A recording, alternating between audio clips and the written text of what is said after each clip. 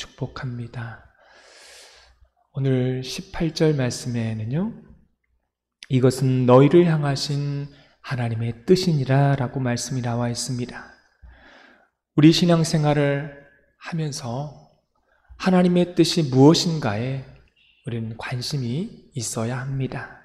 왜냐하면 하나님의 뜻이 완전하기 때문에 그렇습니다. 또한 하나님 뜻대로 우리가 살아가게 될 때 우리는 그때 행복하게 되고 기쁨이 주어지기 때문에 그렇습니다.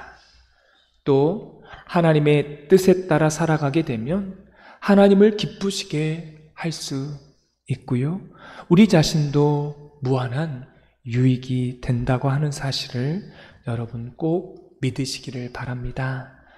그러므로 하나님의 뜻에 우리의 모든 관심이 있어야 하고 우리의 가장 우선순위를 하나님의 뜻에 두어야 된다라고 데살로니가 전서는 말씀하고 있습니다.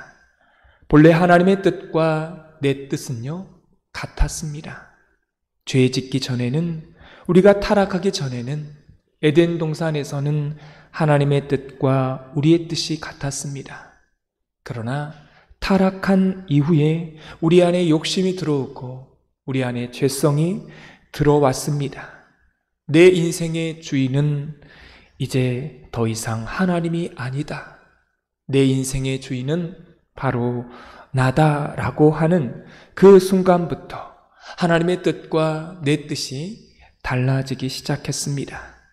이제는 하나님의 뜻대로 살지 않고 내 뜻대로 살겠다고 주장하는 순간부터 하나님의 뜻과 내 뜻이 달라지기 시작했던 것입니다. 그러면 누구의 뜻이 변질된 것입니까? 내 뜻이 변질된 거죠. 죄로 인해서, 욕심으로 인해서 말이죠. 그래서 기도할 때 내 뜻대로 내 고집을 부리시면 안 됩니다. 왜냐하면 저와 여러분의 뜻은 얼마든지 언제든지 변질될 가능성이 농후하기 때문에 그렇습니다. 저와 여러분은 세상 가운데 욕심 때문에 살아가기 때문에 우리의 뜻을 주장하는 그 순간부터 그 뜻을 이루어 행복하지 못할 수 있다라고 하는 것입니다. 그러므로 가장 지혜로운 사람, 가장 영적인 사람은, 가장 신앙적인 사람은 내 뜻을 꺾어서 하나님의 뜻에 맞추는 사람들이 가장 지혜로운 사람입니다. 이런 사람에게 하나님의 기쁨과 행복이 주어지게 되는 줄 믿습니다. 그럼 오늘 성경에 말씀하시는 하나님의 뜻이 무엇일까요? 아주 분명하게 말씀하고 있죠. 기뻐하라, 기도하라, 감사하라. 너무나 유명한 말씀이지 않습니까? 바로 이것이 하나님의 뜻이다라고 말씀하고 있습니다. 이렇게 하면 하나님께서 기뻐하실 수 있다라는 것을 성경은 말씀하고 있습니다. 그런데 오늘 말씀 가운데 좀 독특한 점이 있습니다. 오늘 말씀 가운데에 이 독특한 것을 여러분에게 말씀을 드립니다. 첫째는 어떠한 조건도 제시하지 않았습니다. 그냥 항상 범사에 무조건 감사해야 된다라고 오늘 성경은 말씀하고 있습니다. 그러면 첫 번째 특징이 있습니다. 이것은 가능하다라고 하는 말씀인 겁니다. 이게 가능하지 않는다라면 항상 기뻐하라, 이 말씀을 성경에 쓰지 않았을 것입니다. 하나님을 기쁘시게 할 수 있고 우리도 행복할 수 있는 이 길, 항상 기뻐하고 범사에 감사하고 쉬지 말고 기도하는 것이 가능하답니다. 여러분 얼굴 보니까 어떻게 그게 가능한가 라고 말씀하시는데요, 가능해요. 가능하니까 성경에 나와 있는 겁니다. 그러면 그 다음 말씀에 한번 보겠습니다. 이것은 두 번째로요, 환경의 문제가 아니라는 겁니다. 조건에 따라 기뻐할 수 있다라면 그건 신앙인이 아닐 수 있습니다. 세상의 종교와 세상에 믿지 않는 사람과 하나도 다를 바가 없는 겁니다. 내 환경에 따라서 기도하고 감사할 수 있다면 그거는 일반 불자들도, 유교를 믿는 사람들도 이건 얼마든지 할 수 있는 것입니다. 생각해 보세요. 내가 잘 되면 당연히 기뻐하는 것 아니겠습니까? 여러분, 그걸 누가 못하겠어요? 내 안에 기쁜 일이 있으면 기뻐하는 것 누구든지 할 수 있습니다. 근데 안 될 때도 기뻐할 수 있고, 어려울 때도 기도할 수 있고, 어려울 때도 감사할 수 있는 것이 여러분, 그게 신앙의 능력 아니겠습니까? 예수님을 정말 잘 믿는 사람들은요, 예수님을 제대로 믿는 사람들은요, 어려운 일이 있으면 더 기도합니다. 그리고 힘든 일이 있어도요, 하나님, 제 안에 기쁨의 영을 주십시오 라고 말하면서 환경에 상관없이 기뻐할 수 있노라고 그렇게 고백하고 기뻐하게 해달라고 기도합니다. 할렐루야. 엄밀하게 말하면 외적인 환경에 따라서 결정되어진 그런 기쁨과 그런 감사는요, 그것은 기쁨이 아니라는 것입니다. 사랑하는 성도 여러분, 그래서 오늘 성경은 말합니다. 절대적인 기쁨이 되려면 그러면 예수님 안에서 해야 한다고 말씀합니다. 예수님 안에 계시면, 성령님 안에 계시면 기뻐하고 환경에 상관없이 기도하고 감사할 수 있다라고 말씀하고 있습니다. 여러분, 세상의 많은 기쁨들은요, 세상의 많은 감사들은요, 상대적인 경우가 참 많습니다. 예를 들면 아픈 사람을 바라보면 그래도 나는 저 사람보다 낫다, 감사하다 그렇게 말하죠. 내가 참 기쁘다, 건강하니까 여러분에게 묻습니다. 그런 기쁨은요, 오래 갑니까? 오래 못 가는 겁니까? 오래 못 가요. 그 사람이 내 눈에 사라지면 그 기쁨도요, 사라지는 겁니다. 왜 그런 것입니까? 그런 기쁨과 그런 기도와 그런 감사는요, 상대주의적인 것이기 때문에 그런 겁니다. 비교하면 그런 거예요. 근데 우리 안에 절대적인 기쁨이 있답니다. 어떤 기쁨입니까? 믿음으로 기뻐하는 것입니다. 좋으면 믿음으로 기뻐하고요, 어려우면 믿음으로 더 기뻐하는 것입니다. 여러분, 또한 십자가 앞에 서면요, 우리는 불평할 자격이 없는 사람입니다. 여러분, 십자가 앞에 서 보십시오. 불평할 수가 있나요? 불평할 수가 없어요. 이게 절대적인 기쁨이 되는 것입니다.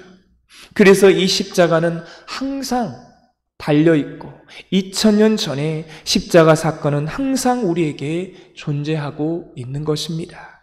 그래서 그 앞에 나아가면요, 절대적인 기쁨이 있는 거예요.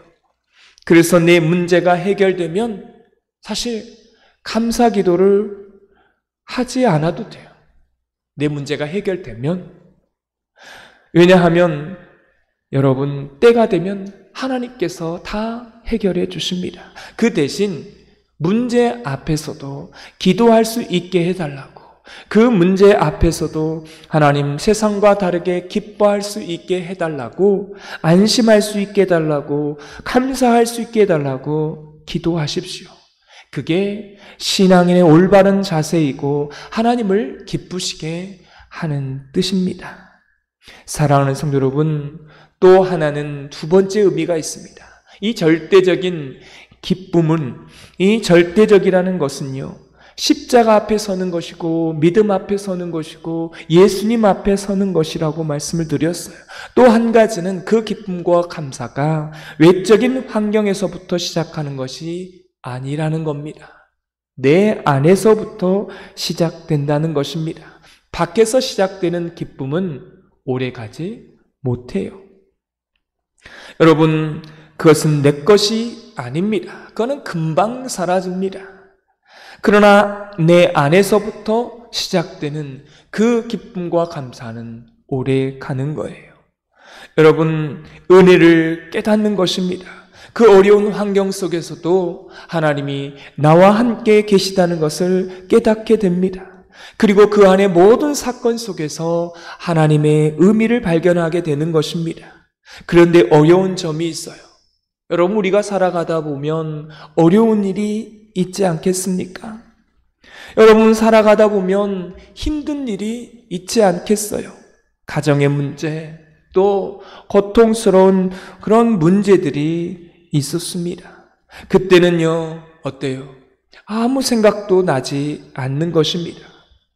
참 놀라운 것은 그 시간에 모든 것은 다 지나간 후에 나의 그 고통을 바라보면, 지나가고 보면 하나님의 그 발자국이 보인다는 것입니다.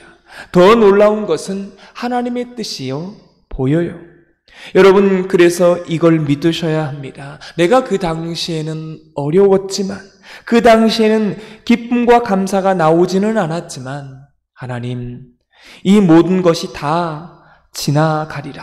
다 지나간 후에, 그 다음 후에 바라보게 되면 그 안에 하나님의 섭리와 경륜이 있다고 하는 사실을 반드시 알게 될 거라는 것입니다. 그거를 알게 되고 하나님께 감사하고 기뻐하게 된다는 거예요. 그때는 힘들고 어려웠어요. 근데 지나고 보니까 하나님의 경륜이 보이고 뜻이 보이고, 그래서 하나님께 감사하고 기뻐한다는 것입니다. 지금 내 앞에 모든 문제는 당장에 해결될 기미가 보이지 않아요. 내 앞에는 어떠한 징조도 보이지 않습니다. 그러나 밤이 점점 깊어지면 깊어질수록 새벽은 반드시 찾아오게 된다는 것입니다. 내 안에 시작된다는 사실을 여러분 꼭 잊지 마시기를 바랍니다. 항상 기뻐하라. 이것은 절대적인 기쁨입니다. 쉬지 말고 기도하라. 이건 지속적인, 영속적인 기도인 것입니다. 환경에 따라 좌우되는 것이 아니라는 거예요. 그래서 부탁을 드립니다. 좋은 일만 있으면 그때만 기도하지 마시고요. 안 좋은 일이 있으면 더 기도하십시오. 할렐루야.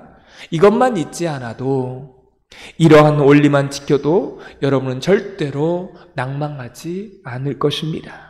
근데 이 원리가 단순한 원리가요, 잘 지켜지지가 않아요. 그래서 얼마나 답답한 노릇입니까?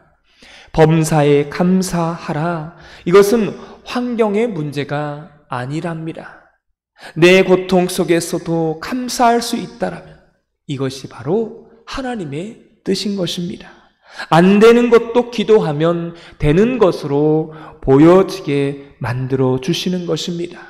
여러분, 항상 잊지 마십시오. 안 되는 것도 시간이 지나가 보면 내 인생이 되는 것임을 믿습니다. 그래서 사도 바울의 가장 유명한 고백이 있잖아요. 내가 죽는 것도 유익하다. 얼마나 근사한 하나님의 고백입니까? 내가 죽는 것도 유익함이라. 복음을 위해서, 나의 인생을 위하여서 멀리 보면, 절대적으로 보면 내가 죽는 것도 지금 유익함이라. 그래서 사도 바울은 감옥 안에서도 기뻐하고 찬송하고 기도할 수 있었던 것입니다. 이게 바로 절대적인 기쁨이요 감사였던 것입니다. 이거는 환경의 문제가 아닌 것입니다. 그래서 여러분, 핑계대지 마십시오. 성경은 우리에게 분명하게 말씀하고 있습니다. 십자가 앞에 서지 않았기 때문에, 믿음에 견고하게 서지 않았기 때문에, 내 안에서부터 시작하지 않았기 때문에 너는 상대적인 기쁨을 가지고 있노라고 성경은 우리에게 분명히 말씀하고 있습니다. 또한 세 번째 특징이 있어요. 이런 감사, 이런 기도, 이런 기쁨을 가지려면요, 이건 내가 하는 것이 아니라는 겁니다. 나의 의지는 한계가 있습니다. 하루에도 우리는 수십 번, 수백 번 좋았다가 나빴다가, 여러분, 우리의 감정이 얼마나 많이 변합니까? 본래 사람의 감정은 그래요. 그래서 감정 주도적인 사람이 되시면 안 됩니다. 우리는 어떤 사람이 되어야 합니까? 성령님께서 함께 하시는 사람이 되어야 하는 것입니다. 여러분, 주도적인 사람, 이 감정의 주도적인 사람은요, 문제가 있어요. 왜냐하면 우리의 의지가 그렇게 견고하지 않거든요. 그래서 우리는 성령님 주도적인 사람으로 살으셔야 합니다. 여러분, 성령님 주도적으로 살아간다는 의미가 무엇입니까? 성령님이 내 안에 계시다는 것을 인정하는 것입니다. 인정하는 거예요. 내 안에 성령님께서 계시다는 것. 더 놀라운 것은 그 성령님과 어때요? 친밀하게 교제하는 것입니다. 어떻게 하는 거예요? 성령님과 어떻게 친밀하게 교제하는 것입니까? 성령님과 대화를 나누는 거예요. 안녕하세요, 성령님. 감사합니다. 성령님, 제가 이럴 때 어떻게 해야 합니까? 어떤 말을 해야 됩니까? 어떤 행동을 해야 됩니까? 성령님께 물어보는 거예요. 성령님께 여러분 늘 대화를 하시는 것입니다. 그러면서 성령님과 종일토록 교제하는 거예요. 그리고 그 성령님의 뜻에 복종하는 것입니다. 이게 바로 성령님의 주도적인 사람인 것입니다. 성령님이 주도하시면 우리는 항상 기도할 수 있습니다. 내 안에 성령님께서 탄식의 영으로 우리를 위하여 탄식하다고 그렇게 말씀하고 있어요.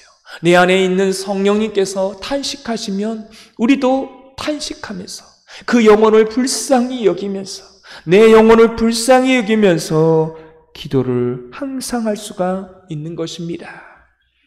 내가 못하면 내 안에 성령님께서 탄식하고 기도하십니다. 범사에 감사하라. 나는 그런 의지가 없지만 성령님께서 주도하시면 범사의 모든 일에 감사할 수 있게 되는 것입니다.